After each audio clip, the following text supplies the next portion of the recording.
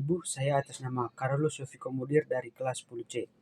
Pada kesempatan kali ini, saya akan menjelaskan mengenai produk lembaga keuangan yang sangat cocok digunakan oleh para pelajar. Jadi, dalam lembaga keuangan ada beberapa produk simpanan yang dapat digunakan oleh kita semua. Yang pertama itu ada tabungan, ada deposito, dan juga giro. Baik, yang pertama yaitu tabungan. Tabungan merupakan simpanan yang dapat diambil kapan saja. Jadi tabungan dapat kita ambil kapan saja melalui ATM atau mobile banking. Yang kedua yaitu deposito. Nah, deposito ini sangat berbeda dengan tabungan. Deposito adalah simpanan berjangka yang dapat diambil jika sudah pada waktu yang sudah ditetapkan. Jadi deposito ini sangat berbeda dengan tabungan. Karena saat tabungan bisa mengambil uang kapan saja, deposito hanya bisa diambil pada waktu yang sudah ditentukan. Jadi dia tidak bisa diambil sesuka hati oleh penggunanya. Dan yang terakhir yaitu adalah giro. Nah, giro ini biasanya itu digunakan oleh perusahaan-perusahaan. Walaupun digunakan oleh perusahaan-perusahaan, itu tidak menutup kemungkinan bahwa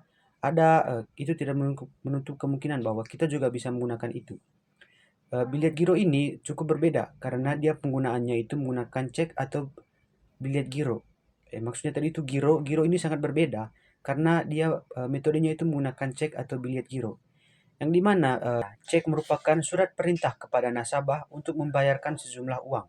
Sementara bilet giro adalah surat perintah kepada nasabah untuk memindahkan sejumlah uang dari rekening yang satu ke rekening lainnya. Jadi dua hal ini juga sesuatu yang berbeda, teman-teman. Jadi kesimpulannya bagi saya, dari ketiga produk simpanan dari bank ini, yang paling sesuai untuk pelajar yaitu tabungan. Mengapa tabungan? Di sini saya menyiapkan alasan tertentu. Yang pertama, uangnya bisa diambil kapan saja.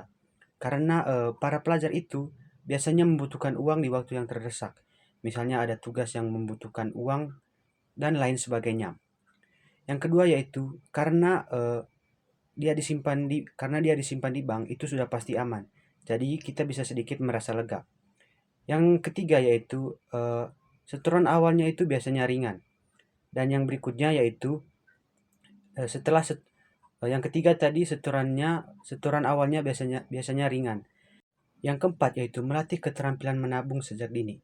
Nah, teman-teman, keterampilan menabung sejak ini adalah investasi jangka panjang untuk hidup kita. Karena dengan menabung kita mendapatkan berbagai pelajaran yang sangat penting untuk hidup kita.